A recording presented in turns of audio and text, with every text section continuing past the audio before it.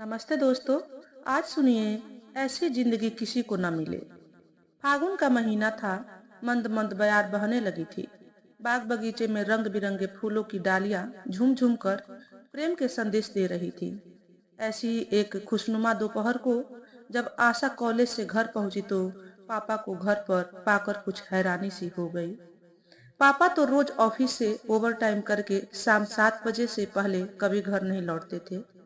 उनकी सेहत और उम्र उन्हें इतना काम करने की इजाजत नहीं देती थी, परंतु कमर तोड़ महंगाई के चलते घर के खर्च और बेटी को उच्च शिक्षा दिलाने की खातिर ओवर टाइम करने को मजबूर थे। आशा पापा की लाडली बेटी थी। दीनानाथ जी की पहली पत्नी 2 साल की आशा को छोड़कर चल बसी थी। बेचारे दीनानाथ जी ने 1 साल तक तो बिना माँ की बच्ची को किसी तरह पाला, पर जब नौकरी और छोटी बच्ची को संभालना, दोनों जिम्मेदारियों में संतुलन बनाने में कठिनाई आने लगी तो कुछ शुभचिंतकों और संबंधियों के कहने में आकर पुनर्विवाह कर बैठे, जिसकी सजा वह सारी उम्र भुगतते रहे। आशा के प्रति विमाता का व्यवहार बहुत खराब था। विमाता के कठोर व्यवहार को सहते सहते आशा नन्ही बच्ची से कब युवा हो गई पता ही नहीं चला। इसी बीच आशा के एक भाई भी जन्म हुआ। अब विमाता का सारा दिन बेटे के लाड प्यार लालन पालन में गुजरने लगा। घर का सारा कामकाज मासूम आशा के कंधों पर आ गया। आशा ऐसे माहौल में पल कर बड़ी हुई थी, इसलिए वह बहुत जिम्मेदार और समझदार हो गई थी। आशा को अपने पिता से भरपूर लाड प्यार और स्नेह मिला था, इसलिए उसे भी माता के दुर्व्यवहार से कोई भी शिकायत नहीं थी। पिता और पुत्री दोनों का मित्रवत संबंध था, अतः दोनों मिलकर अपने दुख सुख आपस में साझे कर लेते थे। आशा अपने पापा की तरह मितभाषी, सलीकेदार, गंभीर और मेधावी थी। ईश्वर उसके ऊपर रूप रंग का खजाना भी दिल खोल कर लुटाया था। गोरा गुलाबी रंग, हिरण सी आंखें, घने लंबे बाल थे। आशा की एक बुआ भी थी, जिसके दिल में आशा के प्रति बहुत स्नेह और प्यार था। उनका विवाह वर्षों पहले एक धनी परिवार में हो गया था। बुआ साल में एक बार अपने छोटे भाई से मिलने जरूर आती थी। आशा को भी अपनी बुआ से बहुत लगाव था। आशा जल्दी से पापा के लिए चाय बना लाई। पापा ने चाय की चुस्की लेते हुए आशा से पूछा, बेटा, तुम्हें मेरे बचपन के दोस्त रामनाथ जी के बारे में कुछ स्मरण है, जिनका बहुत बड़ा बंगला था? बचपन में तुम मेरे साथ उनके घर भी जाया करती थी। आशा ने दिमाग पर जोर देते हुए कहा, हाँ, याद आया। उन्होंने मुझे एक ड्रेस और गुड़िया भी दी थी। दीनानाथ जी बताया कि मेरे दोस्त अब इस दुनिया में नहीं रहे, पर उनका परिवार आजकल इसी शहर में है। उनका बेटा आदित्य आज अचानक मुझे ऑफिस जाते हुए मिल गया।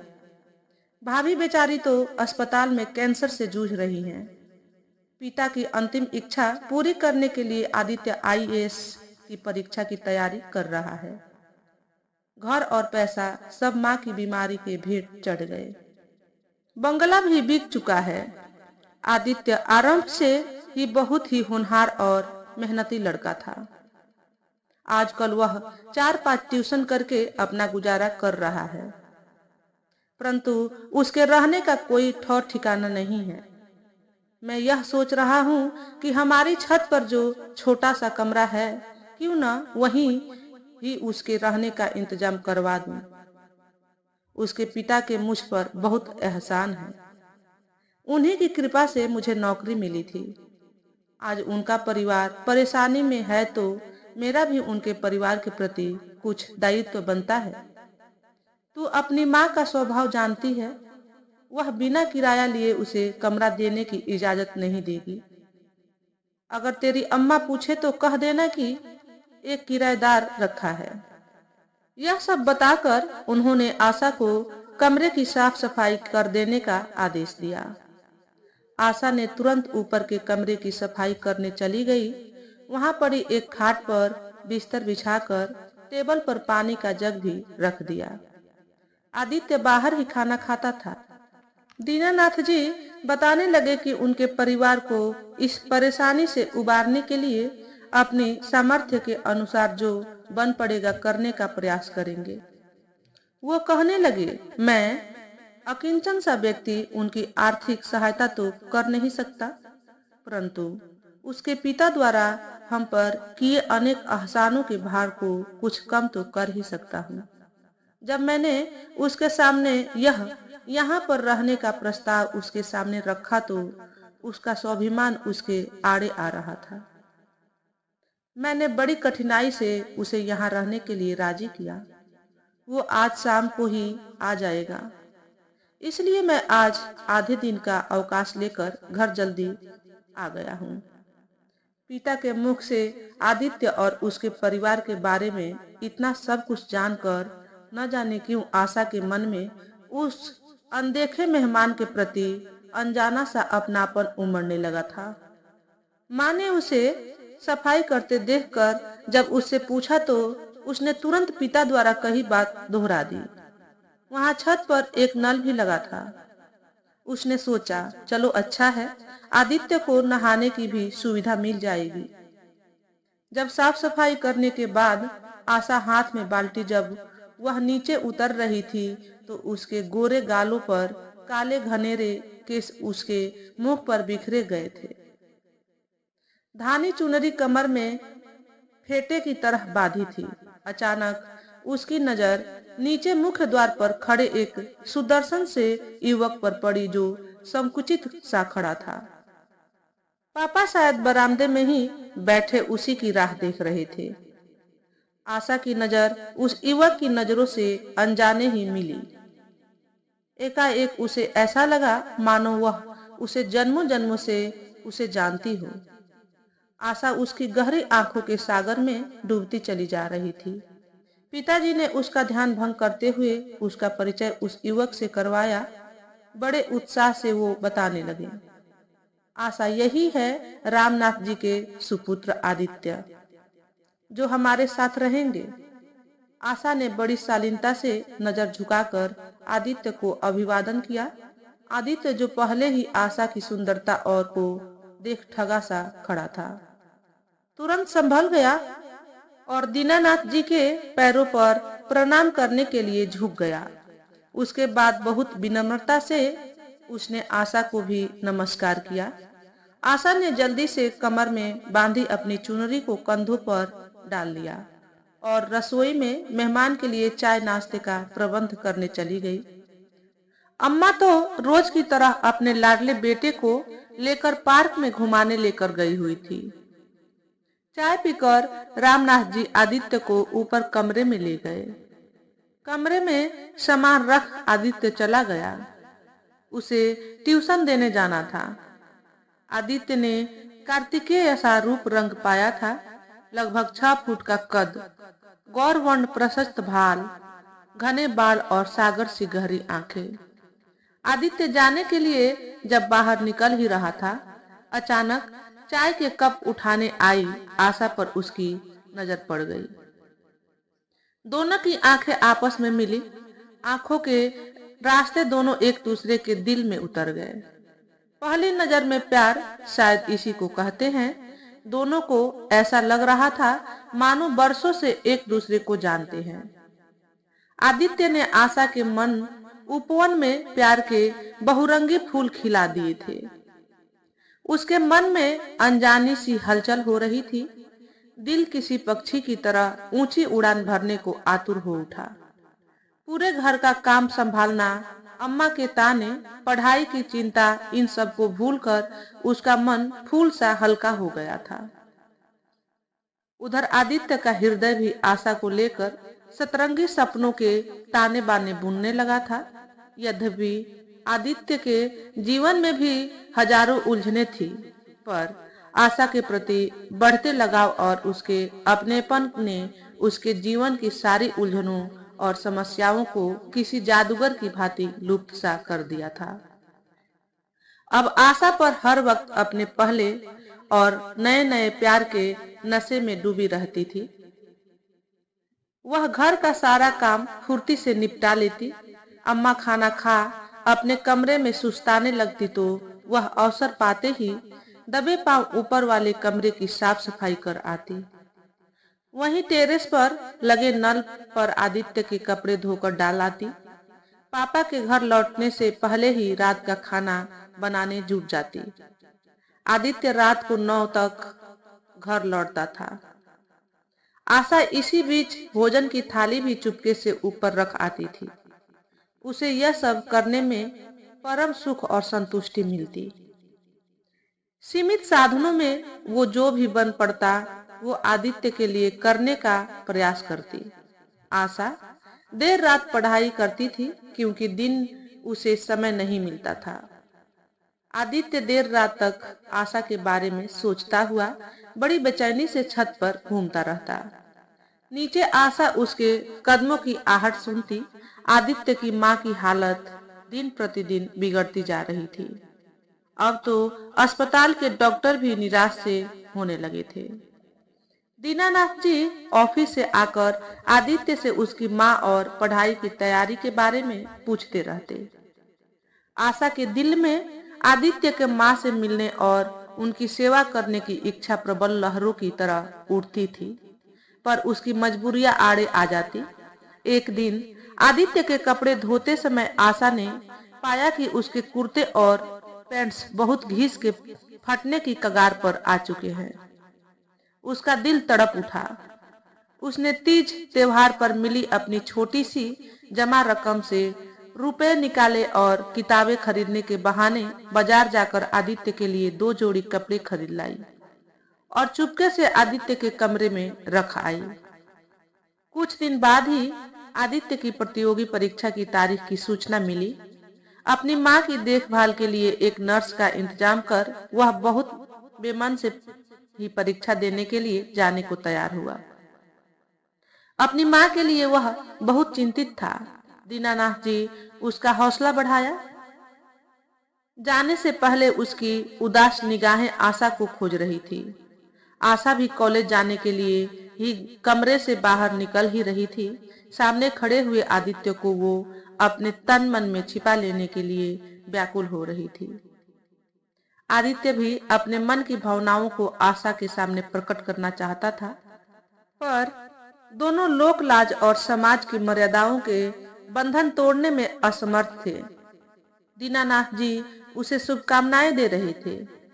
एक पल के लिए दोनों की नजरें मिली और दोनों ने ही हजारों पैगाम एक दूसरे को दे डाले। आशा ने सिर झुकाकर आदित्य की सफलता के लिए मन ही मन हजारों दुआएं मांग डाली। आदित्य ने भी दीनानाथ जी के चरण स्पर्श किए और एक नजर आशा पर डाल चला गया। आदित्य के जाते ही आशा निष्प्राण सी हो गई। उसे ऐसे लगा मानो उसके शरीर से आत्मा निकलकर आदित्य के साथ चली गई हो। वह बेजान सी रह गई। कुछ ही दिन बाद आशा की भी फाइनल परीक्षाएं थी। आशा पूरी लगन से परीक्षा की तैयारी में जुट गई। परीक्षा समाप्ति के बाद कॉलेज के आखिरी दिन आशा लाइब्रेरी से ली गई किताबें वापस जमा कराने के लिए कॉलेज गई। कॉलेज की लाइब्रेरी के सामने पुस्तकें वापस करने वाले छात्रों की लंबी कतार लगी थी। आशा भी कतार में लग गई। उसकी बारी शाम के 4 बजे तक आई। वापस लौटने पर उसने दीनानाथ जी को घर पर पाया। उनका उदास चेहरा देख आशा किसी अनहोनी आशंका में डूब गई। उन्होंने बताया कि आदित्य की अनुपस्थिति में ही कल उसकी माँ परलोक सिधार गई। सूचना मिलते ही आदित्य ट्रेनिंग से छुट्टी लेकर माँ के पार्थिव शरीर को लेकर अपने पुश्तैनी गांव चला गया। वहीं से अंतिम संस्कार करने के बाद अपनी ट्रेनिंग पर लौट जाएगा। हम तो उसके लिए कुछ भी न कर पाए। बेचारा बहुत व्यथित था। कुछ समय पहले ही आदित्य 5 मिनट के लिए टैक्सी को बाहर खड़ी कर ऊपर कमरे में अपना कुछ जरूरी सामान लेने आया था। तेरी अम्मा ने उसी के सामने घर में बवाल मचा दिया। तब से सारे घर को धो धो कर गंगा जल छिड़क रही है। मैं भी स्नान करने जा रहा हूँ। यह सुन आशा का दिल पीड़ा से कराह उठा। वह समझ गई, यहाँ आदित्य उसी को देखने इस हालात में भी आया होगा, वरना ऊपर उसके कुछ पुराने कपड़ों के अलावा रखा ही क्या था। 2 महीने बीत गए, आशा का रिजल्ट भी आ चुका था। अचानक एक दिन बिना कोई सूचना दिए आशा की बुआ जी आ गई। आशा को बहुत अच्छा लगा, वह बुआ की लाडली भी थी। बुआ जी आने के कुछ देर बाद जलपान करके दीनानाथ जी को अलग कमरे में ले गई। अम्मा भी साथ ही चली गई। तीनों किसी गुप्त मंत्रणा में व्यस्त थे। 2 घंटे बाद जब कमरे का दरवाजा खुला, सभी के चेहरे खिले हुए थे। बुआ अपने साथ सबके लिए लाए उपहार सबको देने लगी। बुआ का ऐसे अचानक आना और पापा और अम्मा के साथ अकेले में मीटिंग करना देख आशा को कुछ दाल में कुछ काला नजर आया। रात को डिनर के समय इस रहस्य से पर्दा उठ ही गया। बुआ ने प्यार से आशा के सिर पर हाथ फेरते हुए कहा, आशा बेटा, तेरे लिए एक बड़े और लखपति परिवार का रिश्ता आया है। अब तो तू राज करेगी मेरी बन्नो। यह सुनकर आशा मन ही मन तड़प उठी। हमेशा ही शांत और शालीन रहने वाली आशा भड़क उठी। डिनर के बीच में ही उठ खड़ी हुई और जोर से बोली, मुझे नहीं करनी शादी वादी। यह कह तेजी से अपने कमरे में चली गई। आशा का यह नया रूप और व्यवहार सबको चकित कर गया। नम्रता की मूर्ति आशा का ऐसा रवैया देख सब सकते में आ गए। अगले दिन लड़के वाले आशा को देखने आने वाले थे। ऐसे में आशा का यह ऐलान किसी बम विस्फोट से कम न था। बुआ जी आशा के कमरे की ओर दौड़ी। दीनानाथ उनके पीछे भागे। घंटों तक समझाने पर भी जब आशा ने शादी के लिए सहमति नहीं दी, तो बुआ जी ने रौद्र रूप धारण कर लिया और वो जोर से बोली, मैं यहाँ तुम्हारी जिंदगी सुधारने के लिए प्रतन फिर रही हूँ और तुम्हारा इतना अहम और अभिमान। दीनानाथ जी भी रूहासे होकर बोले, आशा, तुमने यह क्या तमाशा कर रखा है। मैं एक निर्धन आदमी हूँ। मैं लाख कोशिश के बाद भी तुझे मामूली कलर्क से ब्याहने से अधिक औकात नहीं रखता। तेरे रूप और गुण के कारण एक रईस खानदान ने तुझे बहू बनाने का पैगाम दिया है, वो भी सिर्फ 2 कपड़ों में, बिना कोई दान दहेज के। यहाँ तुम हट कर इनकार कर रही हो। अम्मा को भी मन की भड़ास निकालने का अच्छा मौका मिला। वो अपन हाथ नचाते हुए बोली, यह लड़की माता पिता की इज्जत को नीलाम करवाएगी। बात बढ़ते देख बुआ ने अम्मा को कमरे से बाहर किया। वो रात सबके ऊपर भारी थी, बुआ के वचन पर बनी थी। दीनानाथ जी की आज्ञाकारी आशा के रुख से सकते में आ गए थे और आशा का दिल आदित्य का स्थान किसी और को देने को तैयार ही नहीं था। जब किसी तरह बात न बनी तो बुआ ने क्रोध में अपना सामान समेट अपने घर वापस जाने का ऐलान कर दिया। तो सबके होश उड़ गए। बुआ ही एकमात्र इस घर की शुभचिंतक थी। दीनानाथ जी अपनी बड़ी बहन को मां समान मान देते थे। बहन को ऐसे नाराज होकर जाते देख उनके होश उड़ गए। वो आशा के पैरों में गिर पड़े। रोते हुए बोले, बेटा, जिद छोड़ दे।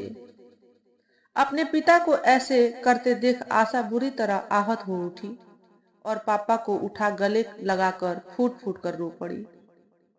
अब आशा ने भी सोचा कि आदित्य ने उससे ऐसा कोई विवाह करने का वादा तो किया नहीं है। अगर वो वापस लौट कर आया ही नहीं तो क्या होगा। उसका न तो कोई संदेश ही आया था और न ही उसने उसकी कोई खोज खबर ली थी। ऐसी अनिश्चितता की हालत में वह क्या करे।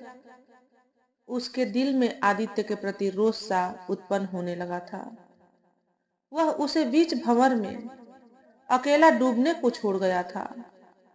उसी के लिए वो अपने देवतुल्य पिता और मातुल्य बुआ की इच्छा का उल्लंघन करने का दुस्साहस कर रही थी। उसका हृदय ग्लानि से विगलित हो उठा। अपने पिता की और बुआ के फैसले पर अपनी भी मोहर लगा दी। आशा द्वारा विवाह के लिए हामी भरते ही पूरे घर में खुशी की लहर सी दौड़ गई। अगले ही दिन सवेरे से ही अम्मा और बुआ घर की काया पलटने के प्रयास में लग गई। दीनानाथ जी बाकी इंतजाम करते घूम रहे थे। शाम होने से पहले ही एक बड़ी सी गाड़ी घर के मुख्य द्वार पर आ खड़ी हुई। उनके स्वागत के लिए घर के सभी बड़े द्वार पर आ गए। सबसे आगे एक आधुनिक सज्जा में सवरी महिला थी, जो लड़के की माँ थी। वह पैनी नजरों से घर का मुआयना करती आगे बढ़ी। उनके पीछे लड़के के पिता थे, जो एक रईस सज्जन पुरुष लग रहे थे। सबसे पीछे था उनका पुत्र नवीन, जो अमीरी के मद में चूर बड़े ठसके से अंदर आया, मानो वहां आकर सबको कृतार्थ कर रहा हो। बुआ भी पूरे इंतजाम से आई थी। आशा के लिए गुलाबी बनारसी साड़ी साथ ही लाई थी। गले में सुच्चे मोतियों की दोहरी लड़ी, कानों में उन्होंने अपने ही डायमंड टॉप्स पहनाकर आशा को तैयार कर दिया। बेचारी आशा बलि की बकरे की तरह मेहमानों के सामने भेजी गई। उसके रूप, लावण्य और सादगी को देखते ही सबके चेहरों पर प्रशंसा के भाव झलकने लगे। अपने बेटे का परिचय उन्होंने एक सफल व्यवसायी के रूप में कराया। नवीन ने आशा से कोई बात नहीं की, बस उकताया सा सारा तमाशा देखता रहा। दोनों पक्षों में रजामंदी होने के बाद सब कुछ तय हो गया। बिना विलंब किए नवीन के माता और पिता ने आपस में कुछ मंत्रणा की। उसके बाद नवीन की माँ ने जड़ाऊ कंगन आशा की नाजुक कलाइयों में पहना दिए। नवीन के पिता ने भी बिना गिने 500 के नोटों की एक गड्डी आशा की झोली में डाल दी। आशा एक कठपुतली की तरह अपने परिवार के आदेशों का पालन करती जा रही थी। अब दीनानाथ जी भी अपने होने वाले दामाद का शगुन करने खड़े हुए। संकोच से उन्होंने एक मामूली सी सोने की अंगूठी नवीन को पहना दी। फलों की टोकरी और कुछ मिठाई के डिब्बे देकर शगुन कर दिया। देखते देखते सभी कुछ तय हो गया। चूंकि विवाह बहुत सादगी से होना था, किसी भी तरह का कोई दिखावा नहीं करना था। दान दहेज की तो कोई मांग ही नहीं थी। अतः अगले सप्ताह ही शादी का मुहूर्त निकलवा लिया गया। आशा को छोड़ इस विवाह से सब लोग खुश थे। आनन फानन में जितनी तैयारी हो सकती थी कर ली गई। आशा के दिल में हाहाकार मचा था। मन ही मन सोचती रही, आदित्य ने भी तो उसकी कोई खोज खबर नहीं ली। उसने न तो उससे कोई पुख्ता वचन ही दिया था, न ही शादी करने का कोई जिक्र किया था। तो वह किस उम्मीद से अपने परिवार से इस शादी का विरोध कर सकती थी। वह आदित्य के पत्र या फोन का इंतजार ही करती रह गई, पर साक्ष्य न होने के कारण वह अपने प्रेम का मुकदमा हार गई थी। जिस दिन से आदित्य यहाँ से गया था, उस दिन से उसने ऊपर वाले कमरे में कदम ही नहीं रखा था। उसे आदित्य की हजारों यादें वहां फन फैलाए डसने को दौड़ती थी। आदित्य की हजारों यादें वहां बिखरी पड़ी थी। आशा का विवाह बहुत सादगी से संपन्न हो रहा था। एक कठपुतली की तरह जो जैसे कहता वह करती जा रही थी। दूल्हा भी विवाह के लिए कुछ खास उत्सुक दिखाई नहीं दे रहा था। विदाई का समय नजदीक आ रहा था। इस समय आशा बहुत व्याकुल हो उठी। बारात में आए लोग हॉल में नाश्ता कर रहे थे। आशा को न जाने क्या सूझी। वह अपने पहले और आखिरी प्रेम की चिता जलाने ऊपर वाले कमरे में जा पहुंची। कमरे में सब कुछ पहले जैसा ही था, पर अचानक आशा की नजर पानी के जग के नीचे पड़े एक कागज पर पड़ी। तो देखा, वह लिखावट तो आदित्य की ही थी। दरअसल वह आदित्य का लिखा एक पत्र था।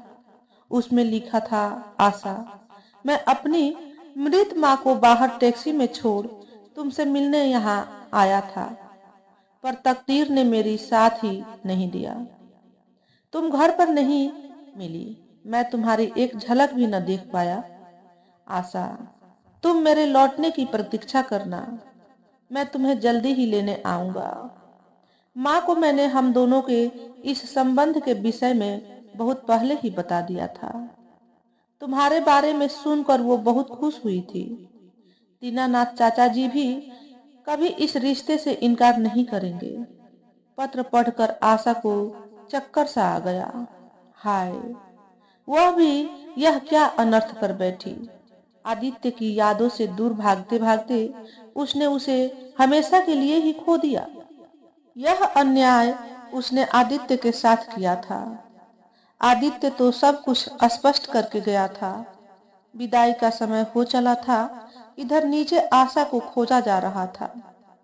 पत्थर की मूर्ति के सदृश आशा नीचे उतरी। हताशा और निराशा से वो अपनी सुध बुध गंवा बैठी थी। विदाई के समय उसकी आंखों से अपने प्रियजनों से बिछड़ने पर एक आंसू भी न टपका। दिल पत्थर बन गया था। यह सब देख वर पक्ष भी चकित था। विदा होकर वह ससुराल के आलीशान बंगले में आ पहुंची।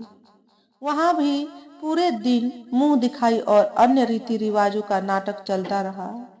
आशा एक यंत्र चालित गुड़िया की भांति दिए गए निर्देशों का पालन करती जा रही थी। आशा को एक बात तो भली प्रकार समझ में आ गई थी कि उसका तथाकथित पति नवीन भी इस विवाह से उतना ही बेजार था जितना कि वो थी। नवीन भी निर्विकार बैठा था। वह अपनी नई नवेली दुल्हन के प्रति उदासीन था। रात को आशा को एक सजे हुए कमरे में बैठा दिया गया। उसी समय उसकी सास ने आकर कुछ रहस्यों से पर्दा उठाया। उन्होंने बताया कि आशा, वास्तविकता तो यह है कि हमारा नवीन तो अभी शादी के लिए बिल्कुल तैयार न था, परंतु इसके पापा को अभी तक 2 बार हार्ट अटैक हो चुके हैं।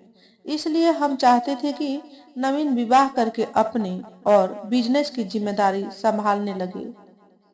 तुम्हारे जैसे रूप गुण से संपन्न लड़की से विवाह करके शायद वो अपने पिता के कारोबार और परिवार की दिलचस्पी लेने लगे।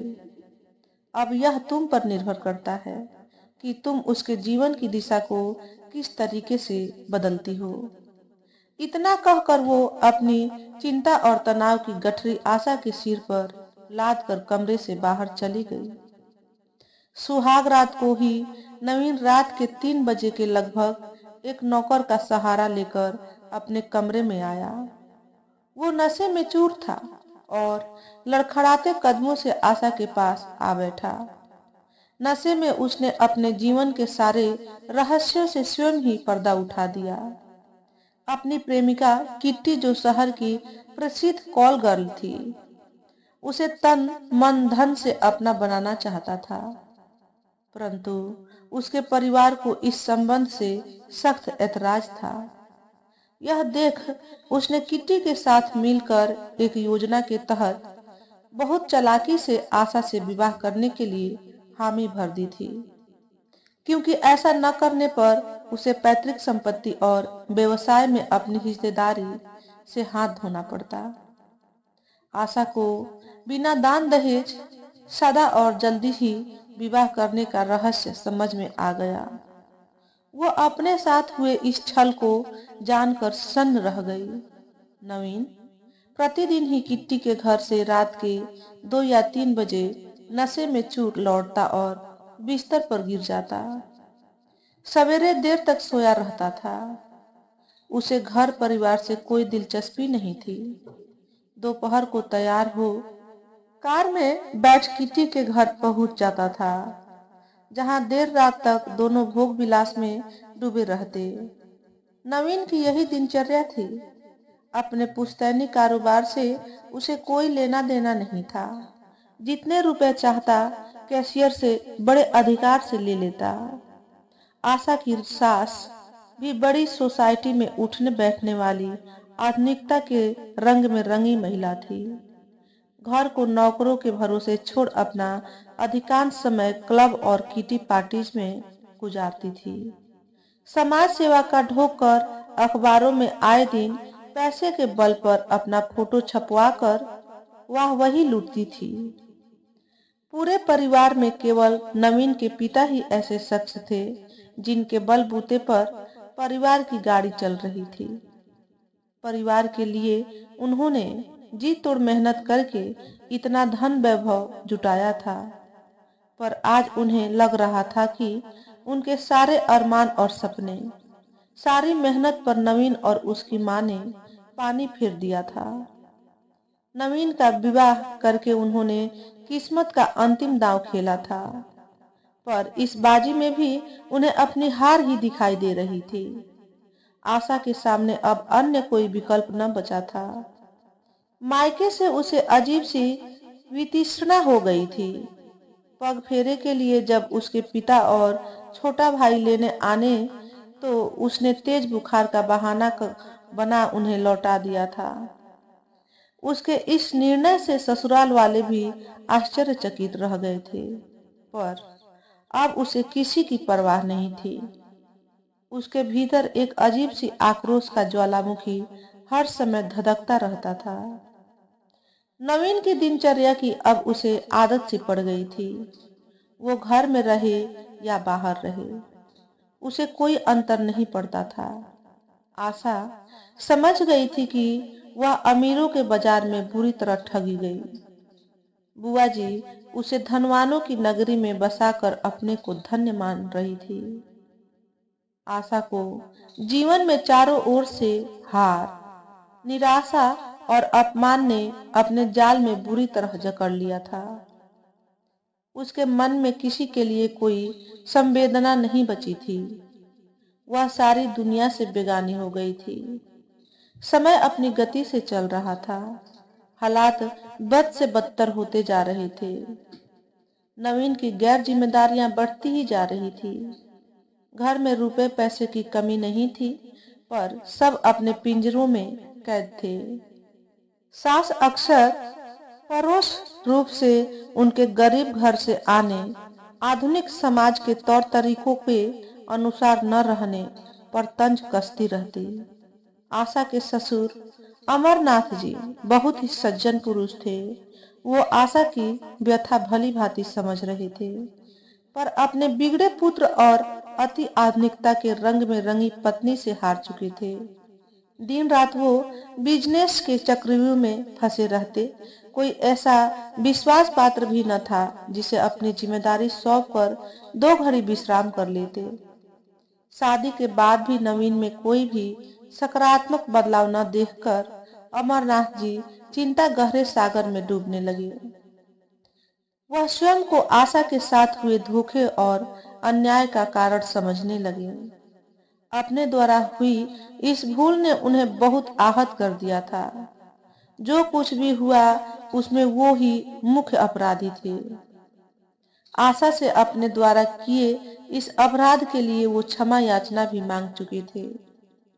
आशा यह भली प्रकार जान चुकी थी कि उसके ससुर बुरे व्यक्ति नहीं हैं, बस पुत्र मोह और उसे सही रास्ते पर लाने की उम्मीद से यह कदम उठा बैठे थे।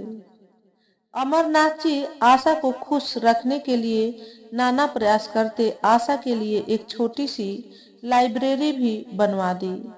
वह बागवानी की बहुत शौकीन थी, इसलिए उन्होंने नाना प्रकार के फूल पौधे बगीचे में लगवा दिए, जिनकी देखभाल में आशा का मन लगा रहे।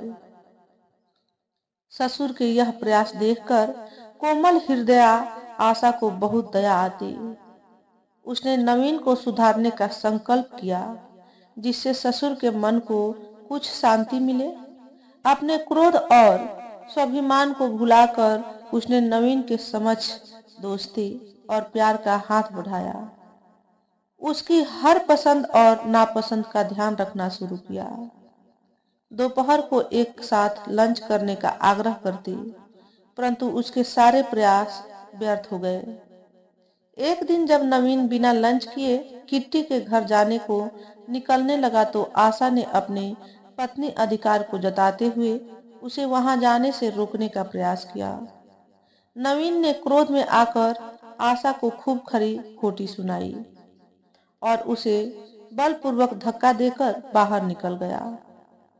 उस समय अमरनाथ जी घर पर ही थे। यह दृश्य देख वो आग बबूला हो उठे।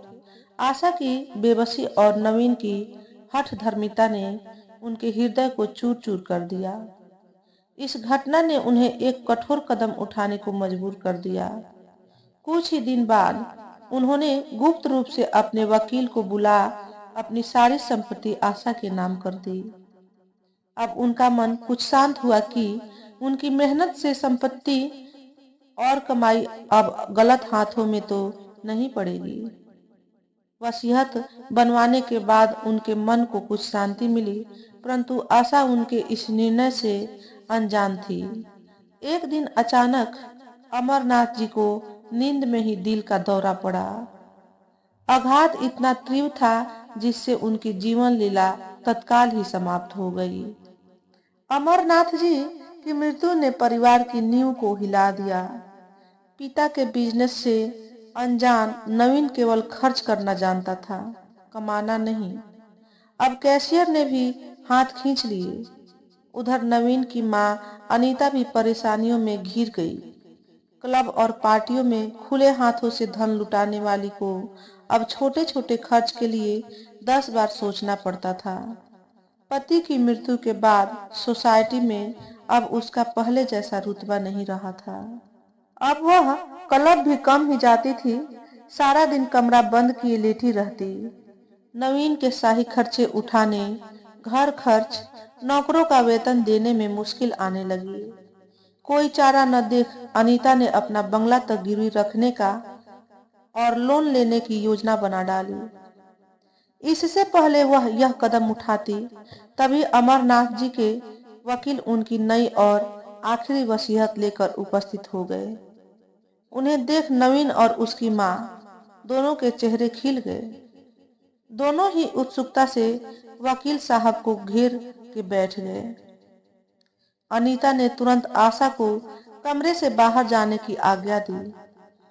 ऐसा देख वकील साहब ने यह स्पष्ट किया कि अमरनाथ जी की आज्ञा थी कि उनका वसीयतनामा आप तीनों के सामने ही सुनाया जाए। नई वसीयत के अनुसार उनकी सारी चल और अचल संपत्ति आशा के नाम कर दी गई थी, जिसे सुनकर नवीन और उसकी माँ दोनों के पैरों तले से जमीन खिसक गई। वो क्रोध में आपे से बाहर हो उठे। उन दोनों के अनुसार यह नई वसीयत आशा द्वारा रची एक सोची समझी गहरी साजिश थी। वकील ने उनकी इस गलतफहमी को भी तुरंत दूर करते हुए उन्होंने बताया कि आप दोनों की खर्चीली आदतों और गैर जिम्मेदारी और अनुचित व्यवहार के कारण ही अमरनाथ जी को यह कदम उठाना पड़ा। यह बात भी वसीयत में लिखी गई थी। उन्होंने अपनी मृत्यु से कुछ महीने पहले ही यह नई वसीयत बनवा के रखी थी। आशा को भी इस नई वसीयत के बारे में कोई जानकारी नहीं थी। अमरनाथ जी की इस वसीयत ने नवीन को आसमान से जमीन पर लापटका था। किट्टी को भी जब इस बात की सूचना मिली तो वह नवीन से पीछा छुड़ाने की कोशिश में लग गई। किट्टी की बेरुखी और बदलाव नवीन के दिल में अब एक तीर की तरह चुभने लगा। नवीन की माँ अनीता भी अमरनाथ जी की वसीयत को सुनकर क्षुब्ध थी। वह स्वयं को अभी तक पूरे घर की एक छत्र महारानी समझती थी। आज अपने कुकृत्य, अपने अहम और झूठी शान के कारण पति का विश्वास खोकर आज अपने अधिकारों से वंचित हो चुकी थी। वह आशा से नफरत करने लगी। उसके ऐसे व्यवहार का आशा ने बड़े धैर्य से सामना किया। आशा बहुत संस्कारी और समझदार लड़की थी। वह अपने ससुर अमरनाथ जी की इज्जत, मान और सम्मान को बनाए रखने के लिए कटिबद्ध थी। उसने अपनी सास को पूरा आदर सम्मान देते हुए परिवार की बागडोर अपने हाथ में ले ली। सबसे पहले उसने ससुर के विश्वस्त और वरिष्ठ कर्मचारियों की सलाह से बिजनेस की जिम्मेवारी वहन की। अपने पति नवीन को अवसाद और नशे की आदत से छुटकारा दिलवाना उसके सामने दूसरी बड़ी चुनौती थी। बड़ी कठिनाई से उसने अपने कुछ शुभचिंतकों की मदद और सलाह से नवीन को नशा मुक्ति केंद्र में भर्ती करवाया। आशा को पूरी उम्मीद थी कि नवीन नशे के इस चक्रव्यूह से बाहर निकल आएगा।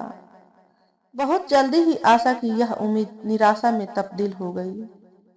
अचानक एक दिन नशा मुक्ति केंद्र से उसे सूचना मिली कि नवीन की तबीयत बहुत खराब हो गई है। उसे अस्पताल में ले जाया जा रहा है। यह खबर सुनते ही आशा अस्पताल भागी। अनीता का मातृ हृदय ममता से व्याकुल हो उठा। वो भी आशा के साथ गई। अस्पताल में नवीन के मेडिकल टेस्ट चल रहे थे। दोनों चिंतित सी इंतजार में बैठी थी। अनीता का मन जहां एक ओर पश्चाताप की अग्नि में जल रहा था, वहीं दूसरी ओर आशा किसी अनहोनी के भय से कांप रही थी। उसी समय डॉक्टर ने आकर बताया कि बहुत साल तक मदिरा के सेवन और कुछ अन्य कारणों से नवीन के बचने की बहुत तो कम उम्मीद है। यह सुनकर वह दोनों घोर निराशा में डूब गई। यह खबर सुन दीनानाथ जी भी दामाद को देखने अस्पताल आ पहुंचे। उनके साथ एक अजनबी व्यक्ति भी थे। अपने पिता को एक लंबे अरसे के बाद सामने देखकर आशा अपने मन में दबे सारे गिले शिकवे भूल पिता के सीने से लग टूट कर रो पड़ी।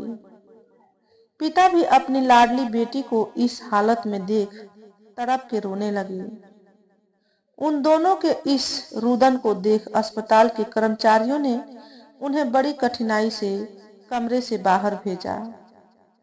जब वातावरण कुछ सामान्य हुआ तो दीनानाथ जी के साथ आए भद्र पुरुष आशा की ओर मुखातिब होकर बोले, आप ही आशा जी हैं ना? आशा के हामी भरने पर आश्वस्त होकर उन्होंने अपने साथ लाए बैग से एक फाइल निकाली और आशा को सौंपते हुए कहा, मैं आदित्य जी का वकील हूँ। वह अब इस दुनिया में नहीं रहे। अपनी मृत्यु से कुछ दिन पहले ही उन्होंने यह फाइल आपको सुपुर्द करने का कहा था। इस फाइल में आपके नाम 50 लाख की एक एफडी के अतिरिक्त कुछ कागजात हैं। उन्हें आप बाद में देख सकती हैं। इस मामले में कभी भी मेरी जरूरत पड़े तो मुझे बुला सकती हैं। यह सब सुनकर आशा विस्मय से अवाक सी खड़ी रह गई। सोचने लगी, मेरे साथ मेरे भाग्य ने यह कैसा खेल खेला। मेरे जीवन में दो पुरुष आए, परंतु एक पहले ही उससे दूर हो चुका है और दूसरा अब जाने को तैयारी में बैठा था। यह दोनों पुरुष उसके साथ रहकर भी उसके हो न सके। वह सागर की ऊंची लहरों के पास खड़ी होते हुए भी सूखी और प्यासी ही रही। सुंदर तन और मन होते हुए भी अनछुई ही रही, जैसे शमशान में लगा कोई सुंदर फूल। आदित्य ने संस्कारवश कभी अपनी मर्यादा की लक्ष्मण रेखा को पार नहीं किया। उधर दूसरी ओर नवीन ने अनाचार और अनैतिकता के चंगुल में फंसे होने के कारण उसकी ओर प्यार की दृष्टि से देखा ही नहीं। उसके तन मन से हमेशा दूर ही रहा। आशा अपने भाग्य के इस क्रूर उपहास के बारे में सोच ही रही थी कि घबराई हुई नर्स ने उन्हें शीघ्र अंदर नवीन के पास पहुंचने का आदेश दिया। नवीन का अंतिम समय आ गया था। सांसें उखड़ने वाली थी। आशा उसके नजदीक जाकर मृत्युंजय का जाप करने लगी। नवीन अपने अंतिम समय अपने हाथ जोड़कर आशा से कुछ कहने की कोशिश कर रहा था, परंतु उसकी आवाज साफ नहीं दे रही थी। वो अपने हाथों को अपने मुंह तक ले जाकर वह आशा को क्या कहना चाह रहा था, वह समझ नहीं पा रही थी। यह देख पास ही खड़े डॉक्टर ने स्पष्ट किया कि यह अंतिम समय भी शराब के कुछ कतरे पीना चाह रहे हैं। इलाज के दौरान वह उनसे अक्सर थोड़ी सी शराब पीने के लिए मिन्नत किया करते थे। यह बात सुनकर आशा का मन करुणा और दर्द से फट गया। बेबस होकर उसने अपना मुंह फेर लिया। उसी समय नवीन ने भी हमेशा के लिए आंखें मूंद ली। एक कोने में बैठी हुई नवीन की माँ भी यह सब देखकर बेहोश होकर गिर पड़ी। चारों ओर गहरी उदासी ने अपना जाल बुन दिया था। 2 महीने बाद ही आशा ने एक महत्वपूर्ण निर्णय लिया। उसने अपने सारे कीमती जेवर बेच दिए और आतिथ्य की दी हुई उस एफडी को तुड़वाकर असहाय सीनियर सिटीजन के लिए एक बड़े आश्रम का निर्माण करवाया। इस आश्रम में अपने परिवारों द्वारा सताए या बेसहारा बुजुर्गों के रहने की समुचित व्यवस्था की गई थी। उसने इस आश्रम का नाम अपने ससुर और आदित्य की मां के नाम पर दुर्गा अमर वृद्ध आश्रम रखा। उसके इस काम में आशा की सास अनीता ने भी पूरा सहयोग दिया। अब आशा अपना अधिकांश समय उस आश्रम में बुजुर्गों की सेवा में ही बिताती। इस आश्रम की ख्याति दूर दूर तक फैल गई। इस कार्य में आशा का सहयोग करने के लिए देश के बहुत से अनेक लोग धन और सेवा के इरादे से आगे आने लगे। बहुत सी समाज सेवी संस्थाओं ने भी भरपूर सहयोग दिया। आशा अब अपना कुछ समय लेखन कार्य को भी देने लगी थी। लेखन उसका पुराना शौक था। एक दिन वह एक कहानी लिख रही थी। अनजाने ही उसकी कलम उसकी आप बीती लिखने को मचलने लगी। उसने बड़ी ईमानदारी और निष्पक्षता से अपने जीवन कथा को कलमबद्ध कर कहानी का रूप दे दिया। कहानी के अंत में लिखा, हमारे बाद किसी को यह जिंदगी न मिले। तो दोस्तों, आज के वीडियो में बस इतना ही। अगर आपको हमारे द्वारा बताई गई कहानी थोड़ी सी भी अच्छी लगी हो तो वीडियो को लाइक और शेयर करें। चैनल पर पहली बार आए हो तो चैनल को सब्सक्राइब करके बेल नोटिफिकेशन को ऑल पर सेट कर लें, ताकि आपको ऐसे ही अच्छे अच्छे वीडियो देखने को मिले। हमेशा खुश रहें, हमेशा स्वस्थ रहें। वीडियो देखने के लिए आपका बहुत बहुत धन्यवाद।